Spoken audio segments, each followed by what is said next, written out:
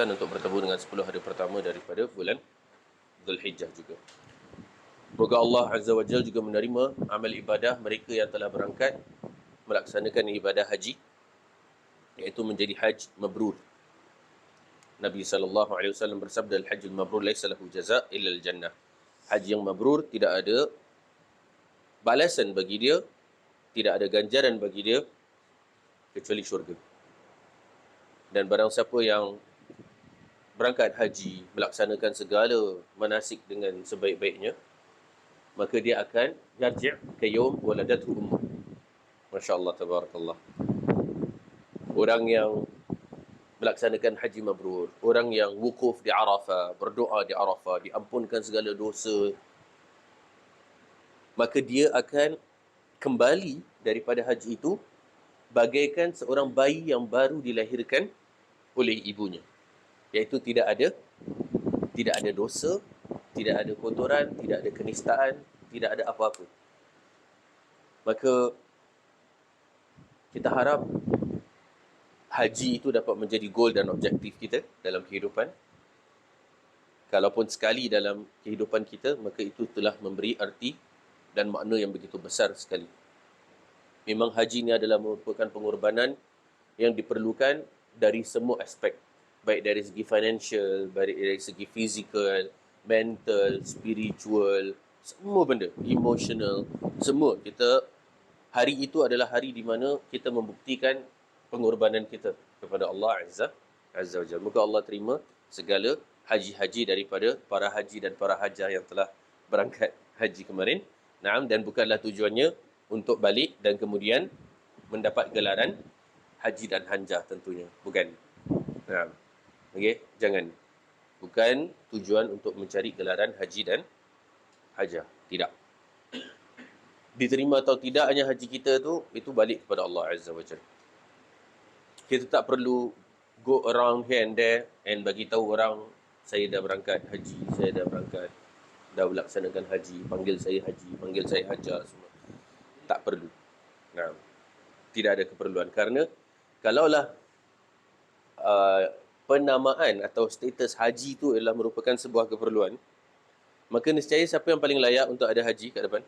Kita kena sebut Haji Muhammad sallallahu alaihi wasallam, Haji Nabi Muhammad sallallahu alaihi wasallam, Haji Abu Bakar, Haji Umar. Ada tak orang sebut Haji Fulan, especially dari kalangan para sahabat? Tak ada. Kan? Tak terkenal di antara mereka, dan kita tidak tertakluk dan tidak terpanggil pun untuk memanggil mereka dengan Haji Abu Bakar. Tapi orang kita, Masya Allah.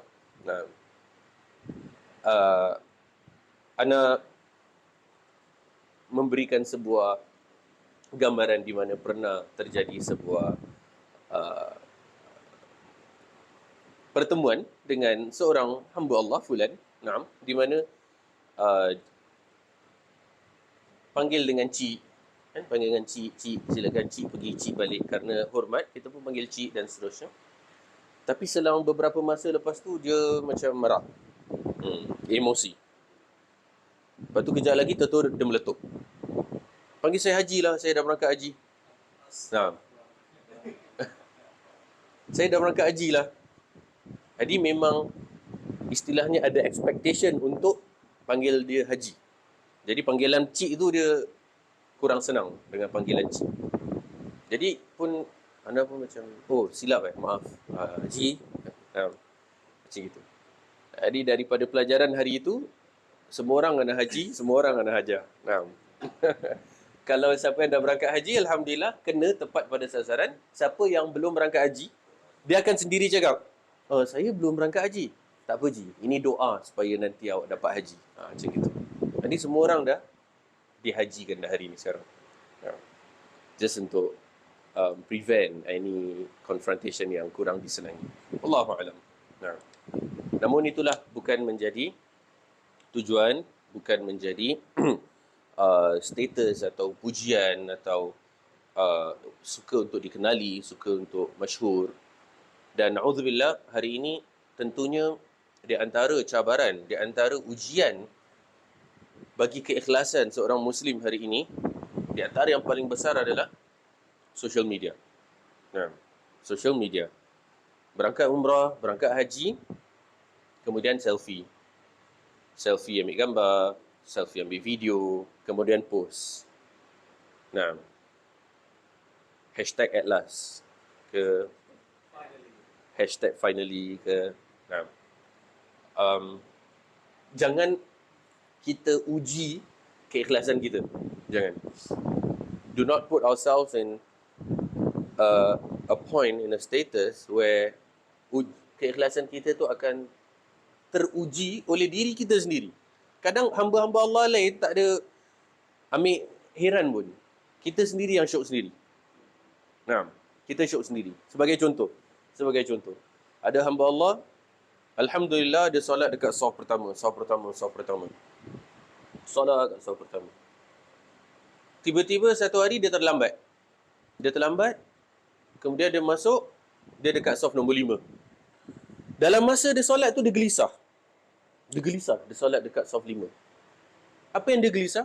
Dia cakap, dalam hati dia ni, apa agaknya orang-orang akan cakap pasal aku? Pasal selama ni, orang selalu nampak aku kat saf 1. Hari ni aku kat saf 5. Apa orang cakap pasal aku agaknya? Padahal orang lain tak ada heran pun. Tak ada kisah pun. Dia syok sendiri je. Dia merasakan yang orang lain akan sepertinya menilai dan mempersoalkan dan mempertikaikan kenapa hari tu dia dekat saf nombor 5. Sampaikan ada hamba Allah, ada ikhwan datang nak jumpa salam ke apa pun, dia merasa malu. Macam, alamak, malu lah hari ni aku kat saf 5. Kalau aku kat saf 1, best orang datang, nak datang jumpa kita pun kat saf 1. Tak nak bangun ni. Kalau bangun nanti dah jumpa kan kat saf 3 ke saf 4. Tunggu orang datang supaya tahu dia dekat saf 1 kan. Orang datang tegur. Tapi bila kat saf 5, dia segan sendiri. Padahal tak ada orang kisah sebenarnya. Di situ kita perlu memperhatikan tentang keikhlasan kita. Dan ini adalah ujian yang besar. Ujian yang besar. Ujian yang sangat besar. Nah, kita kadang-kala bukannya diuji dengan orang lain, kita diuji dengan diri kita sendiri. Nah, diri kita diuji dengan diri kita sendiri. Ada kalanya orang lain tak ada masalah pun dengan kita. Orang lain semua baik dengan kita. Ada orang lain semua elok dengan kita. Muamalah bagus. Tapi the problem was from within us. Kita ada masalah dengan diri kita sendiri. Nah, di sini kita perlu introspek, reflect dan terus berusaha untuk mempertingkatkan keikhlasan kita. Sebab tu ada ulama mengatakan, barang siapa yang dalam kehidupan dia pernah ikhlas satu kali je dalam apa-apa ibadah, itu sudah cukup untuk menyelamatkan dia. Nah, kerana ikhlas ini adalah satu perkara yang sangat berat. Sangat berat. Nah, jadi jangan kita dah lah ikhlas tu susah, kemudian kita letak diri kita di dalam situasi yang prone kepada danger untuk ada masalah, suka untuk dilihat, suka untuk didengar. Suka untuk dilihat ialah riak, suka untuk didengar ialah sum'ah. Nanti sampai kita serba salah sendiri. Oh, bila dapat marks contohnya A. Wah, suka dia nak post. Bila dia solat dekat saf pertama, suka dia nak post. Bila dia solat kat masjid, suka dia nak post. Kemudian bila tertiba ada hari yang dia tak dapat A. Tertiba dia tak dapat solat kat masjid. Tertiba dia tak dapat dekat saf pertama. Kemudian dia start to question, alamak, macam mana orang tak tahu ni hari-hari aku sebenarnya solat kat masjid ke tak solat ke kat masjid? Aku saf pertama ke tak ke? Macam mana orang ingat pasal aku ni? Apakah pasal aku tak post berarti orang akan assume yang aku hari ni tak solat kat masjid misalnya? Bermain berlega-lega dalam fikiran. Nah, bermain dengan hati, bermain dengan emosi. Ini semua waswasatu syaitan. Nah, ini semua perlu berhati-hati. Man ra'a fi ikhlasihi al-ikhlas faqad ihtaja ikhlasuhu ila al-ikhlas. Barang siapa yang merasakan keikhlasan dia itu adalah ikhlas, maka keikhlasan dia perlu kepada keikhlasan lagi. Nah, barang siapa yang merasakan keikhlasan dia adalah ikhlas, maka keikhlasan dia perlu kepada ikhlas lagi. Kita terus diuji, nah, dan sama-sama kita berusaha, berupaya untuk mendapat rahmat Allah. Jangan pernah lupa bahawasanya Apa yang kita laksanakan, apa yang kita buat, semuanya adalah lillahi ta'ala. Jadi usaha kita dekat situ untuk terus jihad lawan diri kita, jihad lawan hawa nafsu, jihad lawan bisikan syaitan, demi untuk mendapat rahmat dan kasih sayang daripada Allah Azza wa Jalla. Dan tentunya nasihat ini adalah untuk diri ana first and foremost. Ahibai azanallahu iyyakum jami'an.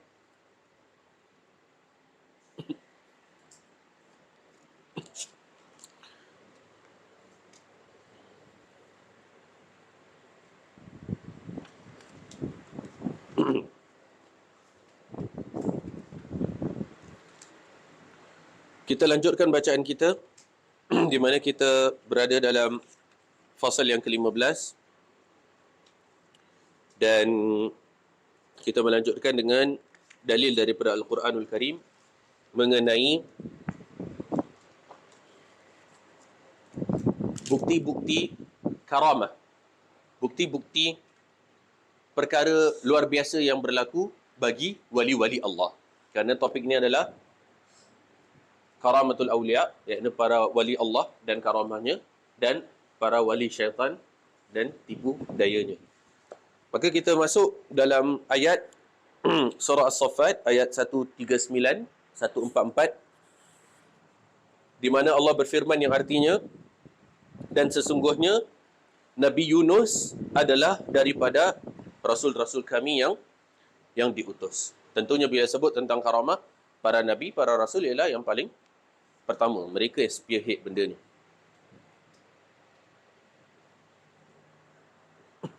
Ingatlah peristiwa ketika dia melarikan diri ke kapal yang penuh sarat dengan satu keadaan yang memaksa, maka dia pun turut mengundi.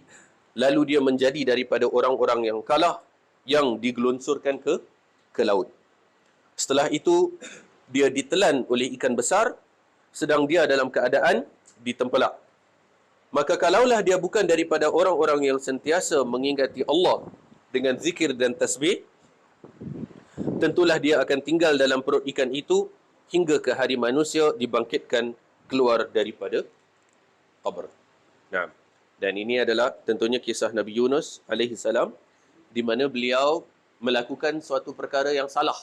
Di kalangan para anbiya, ada benda salah yang Nabi Yunus dah buat. Apa? Beliau give up dengan kaum dia sendiri. So beliau dah dakwah, kemudian kaumnya tidak beriman. Nabi Yunus meninggalkan kaum dia sebelum Allah izinkan, sebelum Allah perintahkan, sebelum Allah suruh buat apa-apa next step. Dia just merasakan bahawasanya kaum dia tak nak beriman, so dia tinggalkan.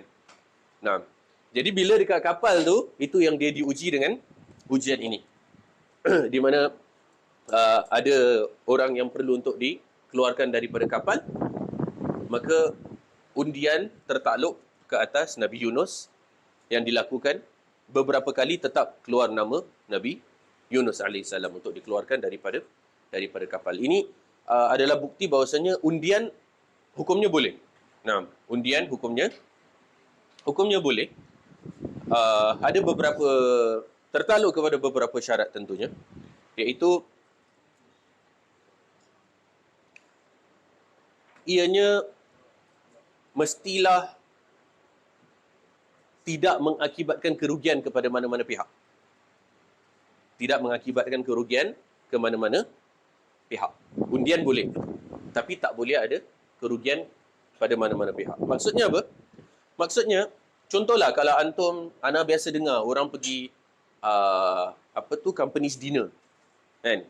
Company's dinner dan ada undian, lucky prize. Lucky draw, dapat prize. Nah, apakah boleh, apakah tak boleh? Boleh dan tak boleh. Okay, boleh kalau kita tak perlu bayar apa-apa. Kalau kita pergi, okay, kalaupun kena bayar tiket untuk dinner misalnya, tapi untuk lucky draw memang tak ada istilah, if you attend for dinner only, it's 30. But if you attend dinner plus the lucky draw, 40 misalnya. Itu tak boleh. Nah, kalau kita dapat free, dapat datang dinner free, itu lagi bagus. Size company's dinner. Tapi kalau kena bayar, berarti bayar untuk dinner saja. Sedangkan undian itu adalah fully sponsored by the company. tanpa ada caruman, tanpa ada sedikit istilahnya sumbangan daripada para pekerja yang datang, yang hadir, maka itu tak ada masalah. Nah, so that $10, kalau misalnya ada, kalau awak nak ikut lucky draw, awak kena bayar extra. Kalau awak tak nak ikut lucky draw, awak tak perlu bayar extra. Maka di situ kalau ada bayaran lebih, barulah tak boleh hukumnya. Pasal apa? Lucky draw ni adalah satu yang kirakan siapa dapat, dia dapat sebagai hadiah. Nah, dan siapa yang tak dapat, dia tak terugikan. Pasal dia tak ada bayar apa-apa. It's just so happen that orang tu yang dapat, bukan aku yang dapat. Jadi dia tak terugikan dengan apa-apa bayaran yang dia kena bayar. Maka di situ tak ada masalah. Tapi kalau kena bayar to participate in, maka tak boleh. Nah, okay. Kemudian bukti juga adalah Nabi SAW melakukan undian terhadap isteri-isteri beliau SAW.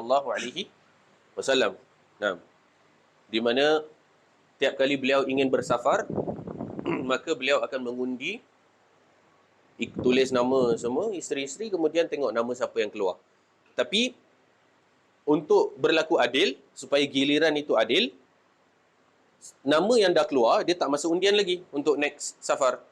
Sampailah dah habis the cycle of all isteri, baru kemudian mula undian yang baru.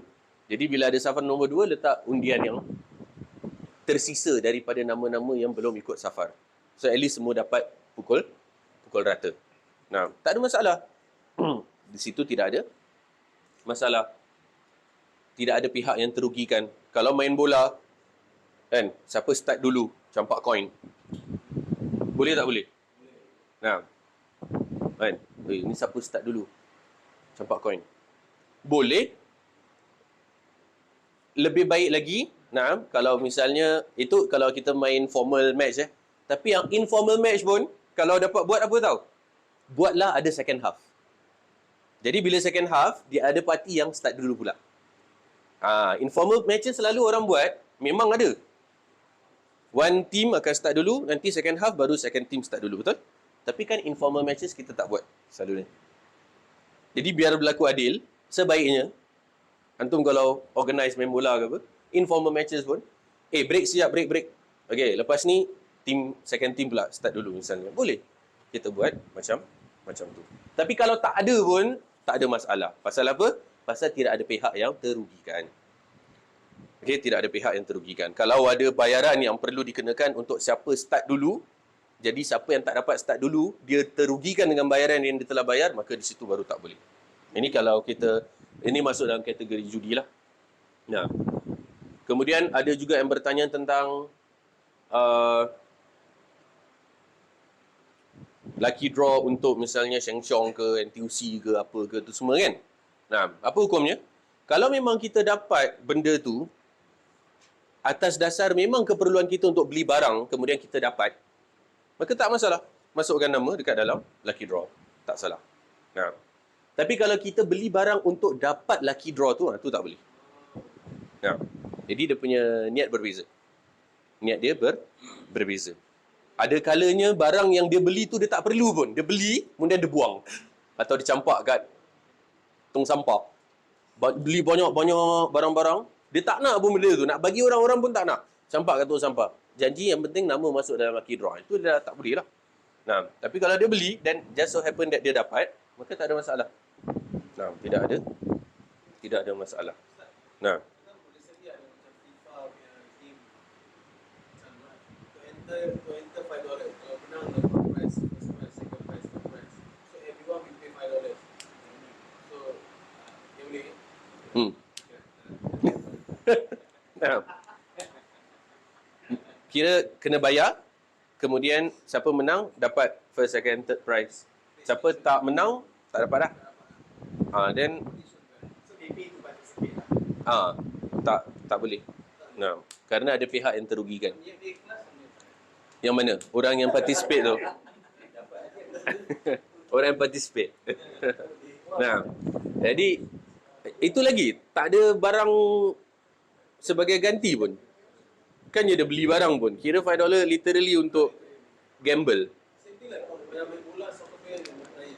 So main soccer macam team A, team B nak masuk participate, you have to put in for 10%. Okay. $100. You win, you get first prize. So maksudnya buat tournament, kan? Futsal tournament.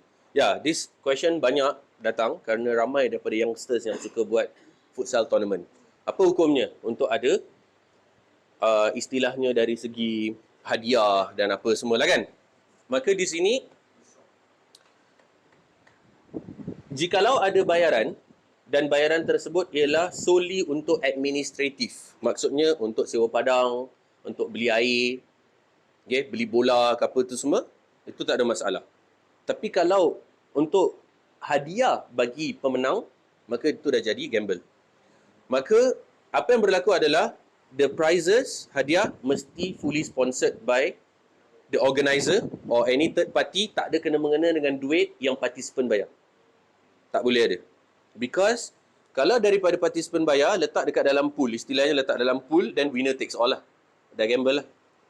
Nah, berarti is regarded as gambling. Organizer tak ada bilang, okay, ni like it's really macam dia tak akan bilang, okay, the money that you put in is actually for the field and the water, but they don't tell. So is it good to just assume that they are not putting it amongst the prizes? Tengok siapa organize lah. Nah, then nak kena clarify and double check. Because firstly, to participate in the tournament itself is mubah. Bukannya wajib pun. Nah, tak mati kan kalau tak register. Then kalau nak, then make sure kita double confirm. Ana, benda gini, Ana sendiri pernah berkecimpung. Nah, ketika di Madinah, pernah kita ada held a tournament, Asian Cup. Then kita buat macam gini. Kalau siapa ada kena bayar pun, itu adalah untuk administratif. Tapi yang organizer sponsor the prizes. Kemudian ada family day. Family day pun sama.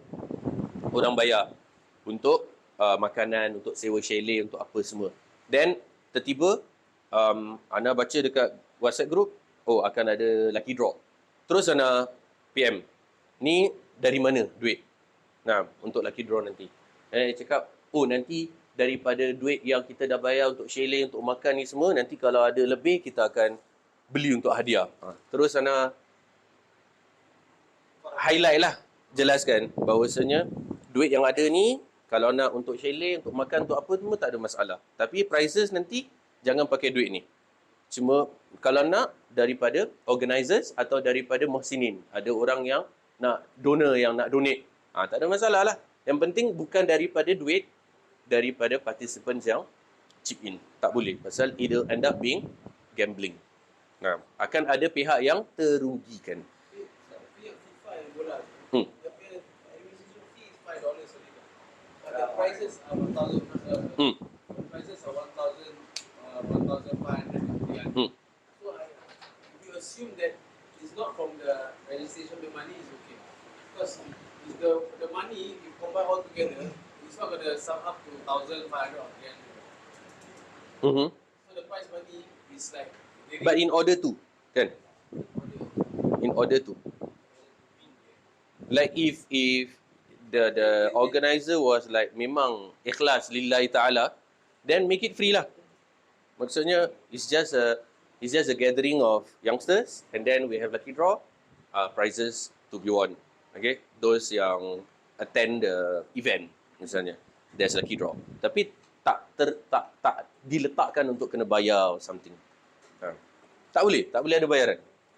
Okay, kecuali jelas bayaran tu ialah bukan untuk prizes tadi, tapi untuk administratif. Tak ada masalah.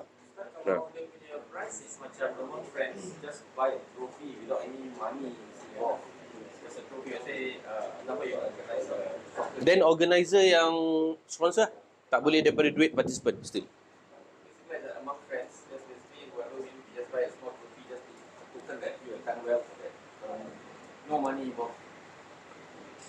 Then but that's hadiah lah kan? Yeah. Form of the trophy. Dari duit participant. Ada. Duit beli trofi tu dari mana? They bought it already before. That's good. Nah, for as long as any hadiah, any form of hadiah, regardless whether it's monetary form atau in trophy, in prizes, in apa tu, orang kata dapat voucher ke, kan, dapat pergi 3 days 2 night pergi mana ke atau apa ke pun benda, yang penting cannot be from participants' money. Apa pun. Nah, it must be from organizer or third party yang tak ada kena-mengena dengan duit participant tadi. Nah, kalau tak dia jadi gambling. Akan ada pihak yang terugikan. Nah, kerana dalam Islam, jual beli yang dilakukan dia ada iwad. Maksudnya awak bayar something dan awak dapat something in return. Nah, awak bayar something, awak dapat something in return. Ada iwad. Kecuali memang ia didasarkan atas dasar gift, hibah, hadiah ke apa tu semua, dah lain cerita lah. Tapi kalau yang namanya jual beli, awak bayar something, awak dapat something in return. Kalau tak, akan ada unsur gharar, ambiguity, uncertainty. So macam sebagai contoh benda yang ramai kaum muslimin kurang peka tentang hukumnya. Kurang peka. Okay, kurang perasan.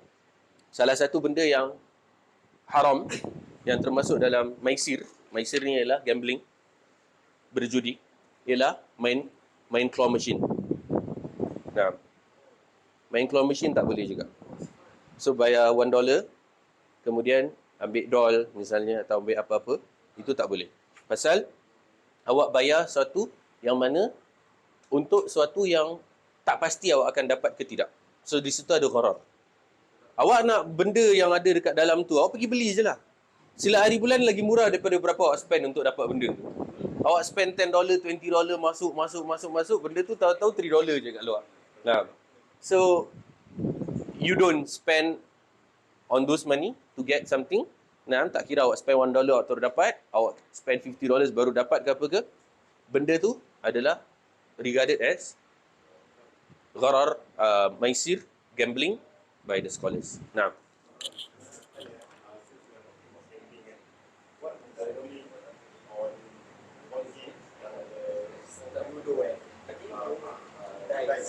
Contoh monopoli, but now digitalized dalam handphone just for leisure, tak ada form of winning any physical hasil. Nah. Benda ni dah disebutkan tentang ulama tentunya, di mana dadu adalah di antara perkara yang dilarang. Bermain dengan dadu. Regardless ada money at stake ke tak ada ke, tapi dadu itself adalah di mana ia adalah berdasarkan kepada so-called luck. Tengok siapa dapat 2, siapa dapat 6, siapa dapat 3 dan seterusnya. Just so happen hantar dapat nombor yang naik tangga. Then another time awak hantar campak, hantar kena turun ular pula ke something, you know.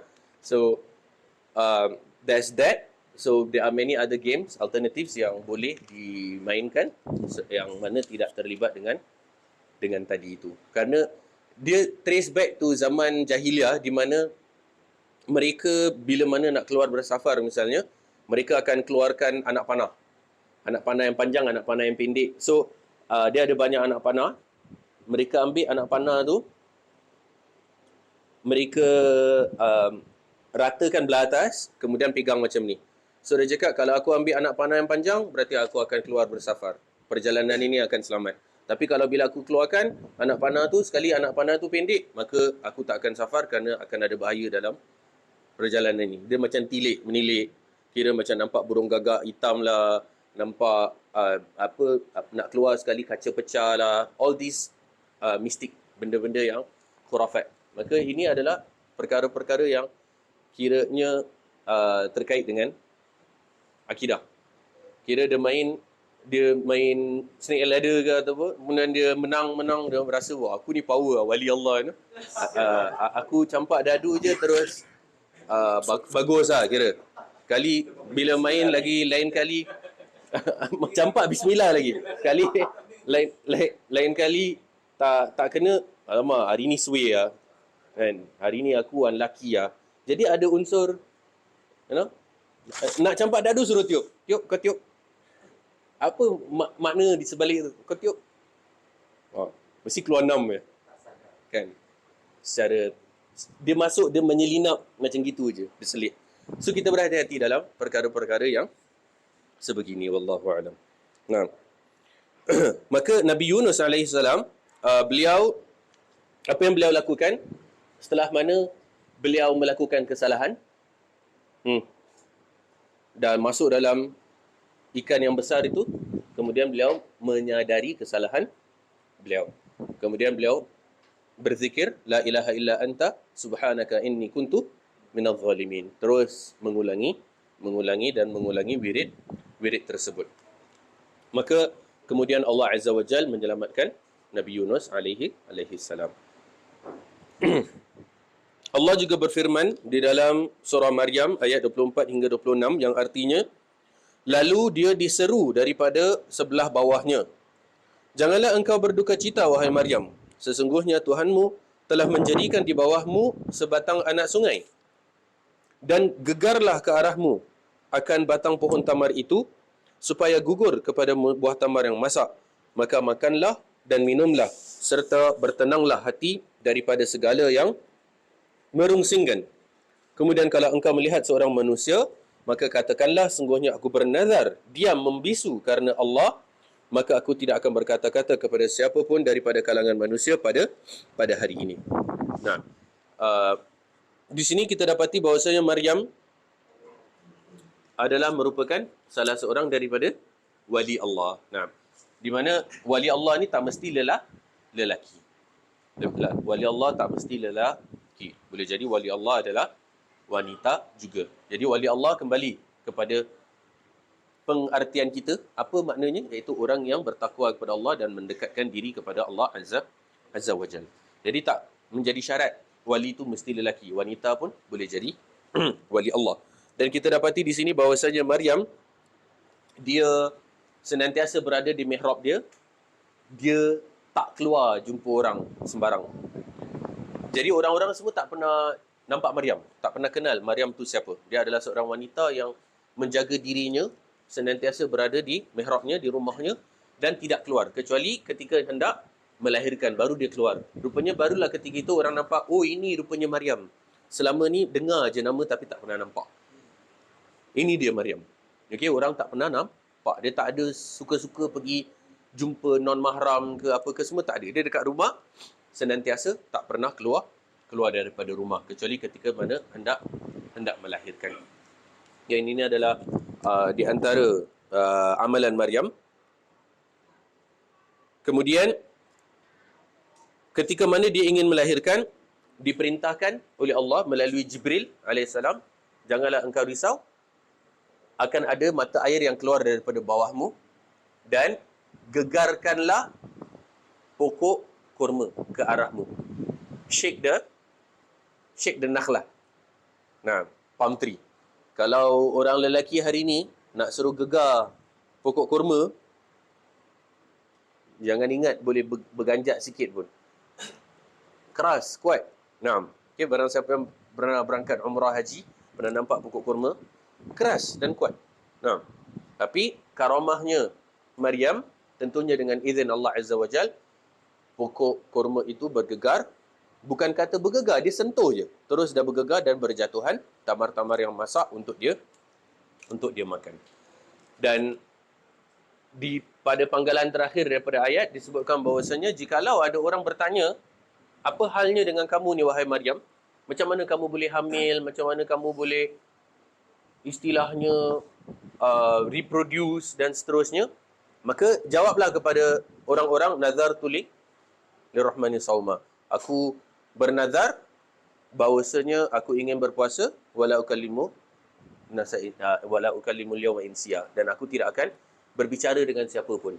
Jadi dia punya cara yang diajar oleh Jibril, kalau ada siapa jumpa engkau dan nak tanya engkau macam mana engkau boleh pregnant apa semua, just cakap aku bernazar berpuasa dan aku bernazar untuk tidak berbicara dengan siapa-siapa pun. Tunggu nanti dah, kira nak tahu cerita, tunggu dah habis cerita, nanti dah beranak, baru kemudian seperti yang kita ketahui bersama, Nabi Isa berbicara di dalam masa dia bayi lagi.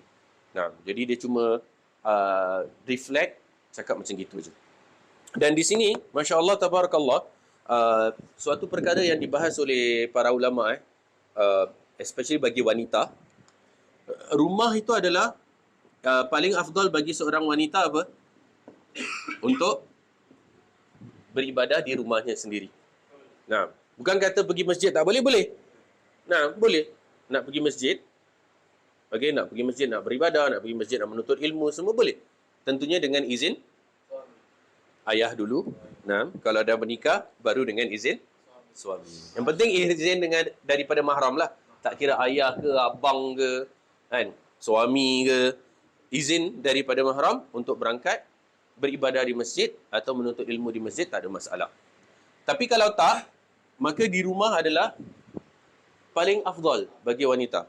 Nah, even solatnya dia, maka kalau ditanya mana lebih afdal di rumah berbanding solat di masjid. Dan terperincinya pembahasan ulama tentang seorang wanita ketika mana dia beribadah, ini antum boleh guide isteri-isteri antum, mak-mak, anak-anak semua. Kalaulah ada sebuah rumah, ini pintu, kemudian ana kasih antum the typical Singapore punya layout. Ini hall, ini room, okay, master bedroom lah. Ana pun tak tahu. Mungkin dekat sini dapur. Ini dia typical lah kan. Ini bomb shelter, toilet. Baik. Ala kulli hal, para ulama membahas bahawasanya seorang wanita yang beribadah di sini, of course menghadap kiblat, bagus. Bagus untuk dia. Okay, pahala besar, ibadah, solat, baca Quran, istighfar, menuntut ilmu ke apa ke semua. Dia nak tengok ceramah-ceramah, kuliah, bagus. Kemudian kalau dia beribadah di dalam bilik dia, maka itu lebih afdal. Kerana jauh daripada pandangan manusia. Tambah jauh daripada pandangan manusia.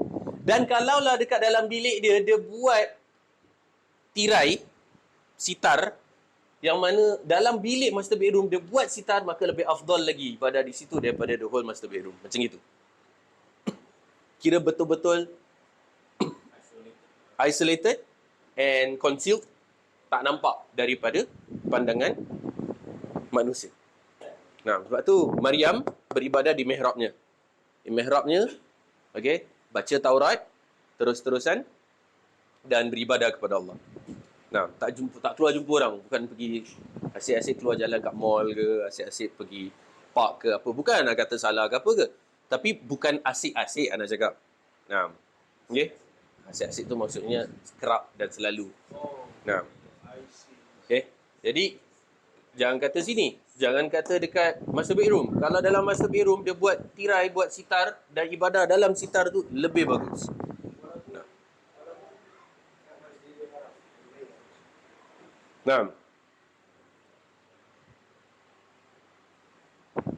Dia maksudnya dia orang Mekah. Hari-hari dia dekat dengan situ ke atau?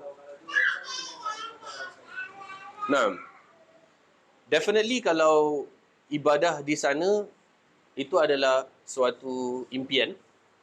Jangan pula bila dah sampai Mekah kemudian cakap solat dekat hotel lebih afdal daripada dekat Masjidil Haram kan. Janganlah. Tentunya mereka ada fadilat untuk dapat pergi sana. Tapi itulah dia manusia. Susah nak cakap. Manusia ni jenis makhluk yang memang susah nak explain. Ana, anta, kita semua satu macam punya macam, hey, kalau boleh macam terpeling muka sendiri pun bagus kan. Pasal apa? Pasal bila kita belum pergi, kita nak pergi. Tapi bila kat sana, orang-orang complacent. Complacent maksudnya hari pertama tu semangat, hari kedua semangat, hari ketiga, tapi tambah kendor. Kendor ni maksudnya tambah malas. Tambah malas. Taking things for granted. Hari pertama, beberapa hari pertama, nanti dah tambah hari keempat, hari kelima, dah jadi satu kali, satu waktu je pergi. Kemudian nanti hari kelima, lima waktu dekat hotel ke atau apa ke. And it happened. It happened. And jangan kata foreigners, local, orang lokal sana. Ana pernah naik taksi nak pergi Masjidil Haram, kemudian dah nak tiba masuk waktu solat. Ana pun ajaklah driver, ya Allah, jom lah kita solat sama, kan? Dan nak tiba masuk waktu. Oh tak apa, engkau pergi. Aku nak parking pun susah lah. Kat sini. Dia cakap, oh ya ke? Sekali dia sendiri yang bagi tahu, Anak tak ada tanya pun. Dia sendiri cakap, aku ni tinggal kat Mekah tapi dah 17 tahun belum solat, tak pergi-pergi lagi Masjidil Haram. Nah macam Anak tak boleh fathom. Macam, engkau dah 17 tahun kat sini tinggal. Maksudnya aku memang orang sini tapi dah 17 tahun rasanya aku tak masuk. Dia anak husnuzon lah, dia solat dekat Masjid Korea dia atau apa lah kan. Maksudnya di Mekah tu banyak juga masjid. Bukan kata Masjidil Haram je. Masjid Korea apa semua. Cumanya, itulah. Manusia. Nah, itulah dia manusia. That's manusia for us. Kita suka be complacent, taking things for granted. Bila kita tak dapat, kita nak. Nanti bila kita dah dapat, kita ambil ringan.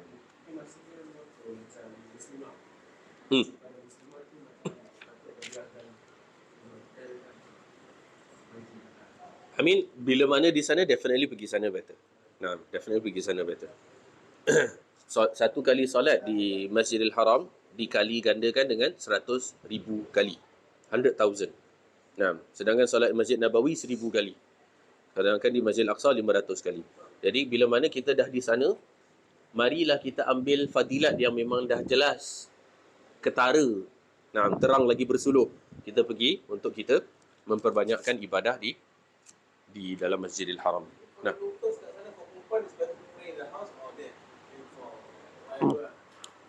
I mean, the fact that the hadith was narrated in Medina, where there's Masjid Nabawi, proves that, yeah, I mean, there's an option to that lah.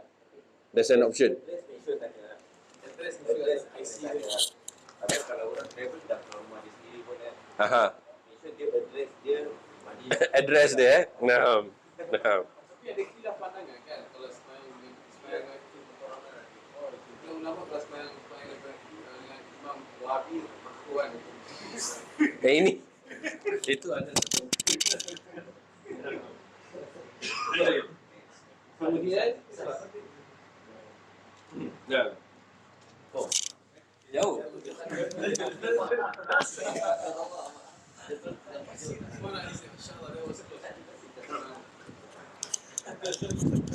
Bukan wali Allah ke apa ke, bukan.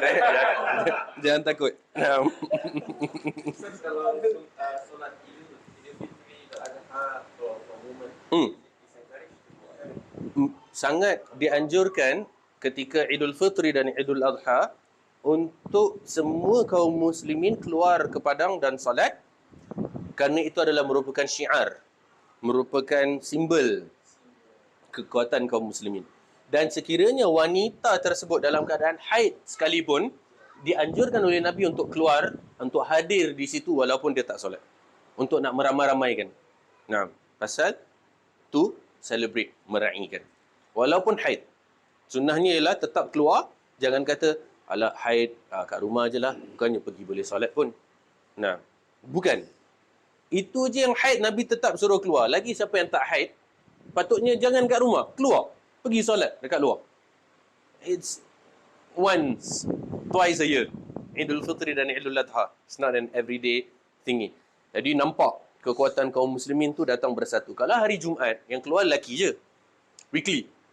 Wah, sekali 2 hari dalam setahun, bukan kata yang lelaki, yang perempuan, yang budak kecil, yang orang tua, yang wheelchair tak wheelchair, semua keluar.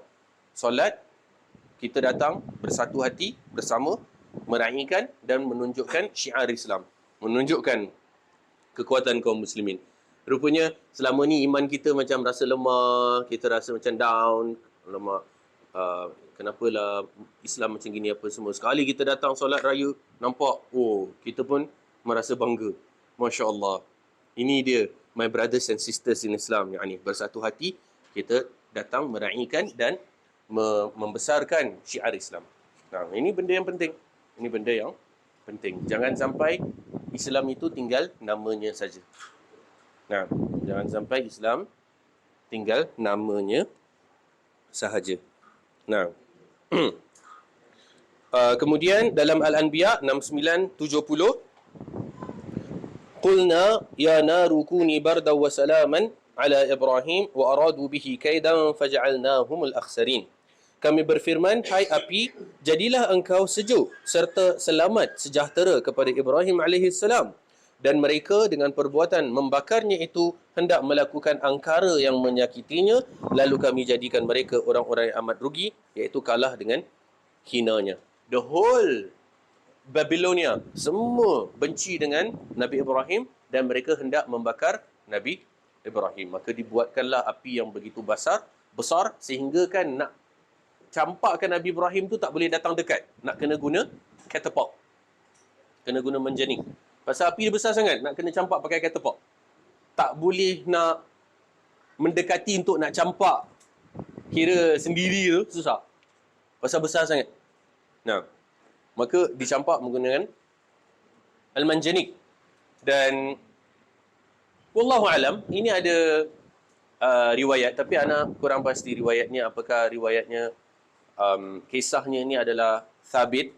Apa yang terjadi, dalam mana Nabi Ibrahim sedang melayang, terbang tu, kena campak dengan catapult, Jibril datang alaihissalam dan bertanya kepada Nabi Ibrahim, engkau nak aku tolong kau? Nah, kau dah kena campak dekat api ni. Bayangkan, kita kalau macam gitu, kita buat apa? You know? Terus macam, yes, you know? Kan? Tapi apa jawapan Nabi Ibrahim? Adapun kepada engkau, wahai Jibril, maka aku tak perlu. Kalau kepada Allah, ya.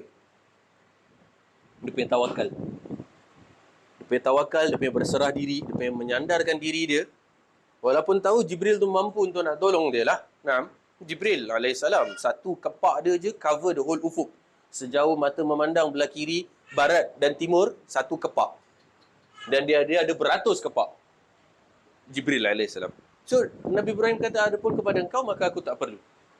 Aku hanya menyandarkan diri kepada Allah Azza wa Jalla. Dia punya tawakal, dia punya bentuk, punya berserah diri. Itu yang kita macam, kalau kita memang cari rezeki yang halal, kita jangan pernah question. Jangan pernah persoalkan, ya Allah, apa aku nak makan, apa anak bini aku nak makan. Jangan takut. Nah, lagi mana kita buat yang halal biiznillah ta'ala, berserah diri kepada Allah. Nah, jangan pernah kita berputus asa dan meragukan. Jadi, maka dikabulkan permintaan Nabi Ibrahim alaihissalam, di mana api dikatakan kuni bardan wa salaman ala Ibrahim.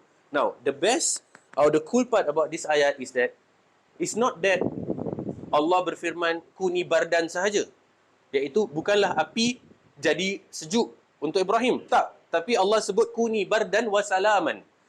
Wahai api, jadilah sejuk dan selamat untuk Ibrahim. Pasal jangan kata yang panas itu bahaya, yang sejuk pun membahayakan, betul? Kita boleh kena frostbite, kan? Hypothermia, macam-macam benda boleh kena kalau dah terlalu sejuk. Boleh mati, boleh meninggal. Jadi dalam ayat tu bukan kata hanya jadi sejuk wahai api, tapi sejuk dan selamat untuk Ibrahim. Nah, it's very detailed. Dan ini tentunya adalah karamah bagi Nabi Ibrahim alaihi salam. Kemudian Allah juga berfirman dalam surah Al-Kahfi ayat 9 sampai 12, di mana artinya adalah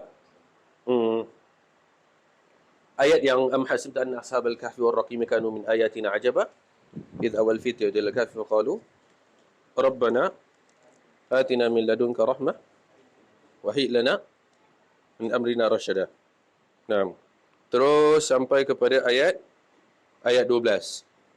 Tentunya artinya adalah di mana Allah Azza wa Jalla berfirman, adakah engkau menyangka wahai Muhammad bahawa kisah Ashabul Kahfi dan Ar-Raqim itu sahaja yang menakjubkan di antara tanda-tanda yang membuktikan kekuasaan kami? Ingatlah peristiwa ketika serombongan orang-orang muda pergi ke gua, lalu mereka berdoa, wahai Tuhan kami, kurniakanlah kepada kami rahmat daripadamu dan berilah kemudahan-kemudahan serta pimpinan kepada kami untuk keselamatan agama kami. Lalu kami tidurkan mereka dengan nyenyaknya dalam gua itu bertahun-tahun yang banyak bilangannya. Kemudian kami bangkitkan mereka daripada tidur mereka untuk kami menguji siapakah di antara dua golongan di antara mereka yang lebih tepat kiraannya tentang lamanya mereka hidup di dalam gua itu.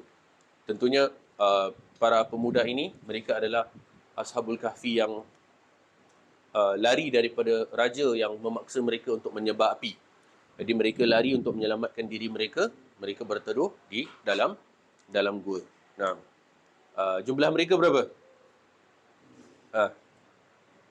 Sab'atu wa thaminuhum kalbuhum. Nah, sab'atu wa thaminuhum kalbuhum. Dari dalam ayat disebutkan, di antaranya adalah mereka adalah 7 dan yang ke-8 adalah anjing. Nah, maka karamah bagi mereka ialah mereka ditidurkan oleh Allah Azza wa Jal. Mereka adalah orang yang mendekatkan diri kepada Allah. Mereka dikurniakan karamah oleh Allah Azza wa Jal, di mana mereka tidur selama 300 tahun berdasarkan solar kalender Gregorian. Berdasarkan solar kalender, dan 309 tahun berdasarkan lunar kalender. Dan wa nuqallibuhum dzatal yamin wa dzatal shimal. Nah, dan di antara cantiknya adalah Allah menggerak-gerakkan mereka, mengguling-gulingkan mereka. Pasal kalau tidur one side, nanti akan sore. Nah, maka diguling-gulingkan. Nuqallibuhum dzatal yamin wa dzatal shimal, ke kiri dan ke kanan.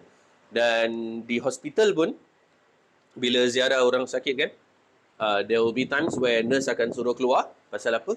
Nak shift. Pasal pesakit tu dia dah baring one side dah lama sangat kan. Jadi sebenarnya ada timer. Kita tak perasan lah. Kita tahu kita datang ziarah kan, kita visit, kita bergaduh dengan admin, visiting hours lah, tak visiting hours lah, aku nak visit lah, apa tu je yang kita tahu. Tapi dekat atas tu, diorang once mereka dah shift pesakit, mereka ada timer bila next untuk shift. Nah, jadi bila dah belah kanan, nanti tiba masanya mereka minta kita keluar, tutup langsir, mereka akan shift pula ke arah kiri pula. Nah, dan at times perlu untuk entah salin pampers, entah apa pun, wallahu alam. Dan biasanya kita dilarang untuk hadir bersama. Pasal apa? Pasal macam mana nak katakan di dalam healthcare, bila mana nak menjaga, at times orang-orang profesional, mereka tahu what they are doing. Tapi orang-orang yang tak tahu, dia akan nampak, tengok macam kasar. Macam kasar. Padahal itu yang memang sepatutnya macam gitu. Kalau tak, benda tak gerak. Kalau tak, orang tu memang tak boleh nak diangkat misalnya. Jadi memang ada instances whereby healthcare tahu, mereka lebih tahu macam mana. Tapi kita orang biasa, kita tengok, kenapa kasar sangat nanti kita tak puas hati, kita marah pula kan. Kalau tak percaya, boleh tanya paramedik. Kita ada paramedik kat sini. Nah, dia arif dalam masalah healthcare, tentang benda-benda yang sebegini. Nah, jadi ikhwani wa akhwati azani Allahu iyyakum jami'an, alhamdulillah kita telah cover semua ayat-ayat dalil-dalil nakli. Dalil-dalil nakli ialah dalil-dalil yang merupakan daripada Al-Quran dan hadis berkenaan dengan pembuktian bahawasanya waliullah itu adalah ada, dan bahawasanya mereka mendapatkan karamah daripada Allah Azza wa Jal. Dan karamah ni jangan takut, jangan risau, bukan orang yang istilahnya masyhur wali je. Semua daripada kita boleh jadi wali Allah, dan semua daripada kita boleh berlaku benda-benda yang unexpected, yang kita tak tahu. Kalau kita kata tadi Maryam dia goncang pokok kurma jatuh kan, benda tu tak mustahil untuk berlaku pada kita juga. Kalau memang kita dah sampai kepada tahap keakraban dan kedekatan kepada Allah, maka bila mana dalam keadaan yang susah, Allah Azza wa Jal akan kurniakan, permudahkan urusan kita untuk mendapat apa yang kita nak tadi. Atau paling tidak pun, kalaupun kita tak dapat secara material, Allah akan permudahkan kita untuk terima benda tu, terima kesusahan tu misalnya. Nah, pasal berapa ramai orang yang benda berlaku tapi dia tak boleh terima. Jadi either memang kita dapat terus benda tu secara material, atau kita menerima. Nah, ada hamba-hamba Allah yang anda tahu dekat Singapura. Nah, dekat Singapura. Tak payah sebut nama lah Tak payah sebut nama. Jadi ada hamba Allah ni, dia sebagai contoh lah dia apply rental flat. Rental flat under HDB. Kan queue dia panjang. Dan juga eligibility kriterianya sangat susah untuk nak dapat. Dan ada orang-orang yang dia itu apply sampai 2 tahun lebih kadang tak dapat-dapat untuk HDB rental flat. Tapi ada hamba Allah apply and kurang daripada 3 bulan terus dah dapat. Jadi bila mana ditanyalah macam mana, dia cakap entah, tak tahu. Sampai ayah dia kagum dengan dia, like terperanjat, because ayah dia know of a family member yang lain yang tunggu 2-3 tahun tak dapat, tapi macam mana fulan ni kurang dari 3 bulan boleh dapat. Sampai ayah dia tanya, apa amalan kau sampai tapi ayahnya cakap macam aku tak tahulah apa amalan kau lah, tapi kira dipermudahkan urusan. Nah, so kita never know. Antum nak kejar flight kan, patutnya nak ikutkan boarding tu dah habis dah, boarding time, tapi masih dapat juga. Entah tak tahu kenapa tapi masih dapat. Antum nak kejar entah bas ke MRT ke apa ke, dah naik dekat tangga escalator, patutnya MRT dah tutup, dah jalan. Wallahu alam kenapa pintu terbuka balik. Kan? Pintu terbuka balik dan antum pun masuk. Macam qadar Allah takdirkan, wa ma syaa fa'al, dan apa yang Allah kehendaki Allah akan buat. So there'll be so many things. Sampai kepada tahap antum kalau traffic light nak kejarkan hijau, misalnya ada amber kemudian red, dan memang tak dapat. Sampai hantar kena emergency brake. Oh, pasal dah laju sangat, ingat nak kejar sekali tak dapat. Jangan rasa marah. Jangan rasa, kalau lah aku dapat tadi hijau kan dah lepas, misalnya. You never know. Wallahu alam. Allah nak pelihara hantar. Kot kalau hantar lepas tu, kat depan sana accident. Tapi sekarang hantar berhenti, hantar dah terlepaskan daripada, dah terhindarkan daripada accident kat depan tadi. Like it could have been you. But no, you were saved. Jadi jangan pernah dalam benda-benda apa yang kita merasakan sebagai ketidakbaikan, kemudian kita mencarut, kita benci, kita tak suka dengan keadaan itu, kita tak tahu. Wallahu alam. Itu adalah mungkin di antara cara Allah untuk nak menyelamatkan kita. Cara Allah untuk nak tunjuk sayang pada kita. Nah. Okey. Macam parents, awak sayang anak awak ada marah tak? Ada marah juga kan? Nah, bila perlu benda yang salah, memang salah, nak kena marah, nak kena disiplin. Apakah berarti itu tak sayang? Tak. Nah, cara love language tu berbeza-beza. Nah, dia ada instances, ada keadaan, pada setiap masa, pada setiap waktu ada cara yang berbeza. Nabi SAW, the cool thing about him SAW was that Nabi tak pernah marah untuk his own personal. Nabi orangnya tak pernah marah for his own personal self. Tak pernah. Tapi kalau hak Allah, ada perkara yang hak-hak Allah itu dilanggar oleh seseorang, maka di situ baru Nabi marah. So Nabi marah for Allah. Nah, bukan untuk diri sendiri. Nah, bukan untuk diri sendiri. Dan anak-anak sendiri, for example, kalau kata nak personally marah diorang tu, jarang sangat.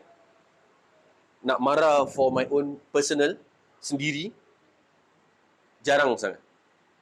Dan kalaupun marah, pasal misalnya diorang belum solat, suruh misalnya balik daripada sekolah, patutnya kat sana dah solat dulu, tapi kerana keadaan, dan tak solat, okey dah, gerak, cepat pergi solat, ya Allah. Dan juga anak-anak marah apa? Kalau misalnya umi diorang suruh buat something, and diorang tak gerak lagi. So, Ana sebenarnya tak ada kena-mengena ni dengan diorang. Ana tengah buat hal sendiri, kan? Diorang dengan umi diorang, umi suruh gerak, diorang tak gerak lagi. Diorang boleh kena marah dengan Ana. Pasal apa? Pasal tak dengar cakap umi dia. Padahal Ana tak ada masuk cerita pun. Tak ada kena-mengena. Ana tak ada hal, tak ada kes pun dengan orang. Tapi orang boleh kena marah pasal tak dengar, tak tunduk patuh, tak taat pada Umi. Bila Umi dia suruh buat something cepat-cepat. Biasalah budak-budak kan, perangai budak lah kita cakap. Perangai budak. Lagi The Sons, The Sons dengan Umi ni suka macam, main-main, suka goreng Umi dia kan. Nah, kita semua, kan? Kita semua. Kalau Abah suruh buat, bukan main cepat lagi. Tapi kalau Umi suruh, heki-pengki, So, diorang boleh kena marah pasal tu. Jadi Nabi SAW orangnya adalah orang yang untuk diri sendiri tak pernah marah. Tapi bila mana hak Allah, bila ada hukum Allah yang dilanggar, di situlah baru beliau SAW akan marah. Nah, fa ya ahibbai azanallahu iyyakum jami'an. Pada pertemuan yang akan datang biiznillah kita akan masuk ke dalam hadis-hadis yang berbicara tentang wali-wali Allah, karamah-karamahnya, dan marilah sama-sama kita memenuhi ciri-ciri bagaimana caranya untuk kita sendiri dapat wali, menjadi wali Allah untuk diri kita sendiri, dan niscaya kita akan dibantu oleh Allah Azza wa Jalla dengan karamah-karamah yang kita sendiri tak pernah sangka boleh untuk diri kita. Wallahu a'lam. Nah, wallahu a'lam. Aqulu qawli hadha wa astaghfirullah li wa lakum. Wa subhanakallahumma rabbana wa bihamdika asyhadu an la ilaha illa anta astaghfiruka wa atubu ilaik. Wa akhiru da'wana alhamdulillahi rabbil alamin wa billahi tawfiq hidayah. Wassalamu alaikum warahmatullahi wabarakatuh.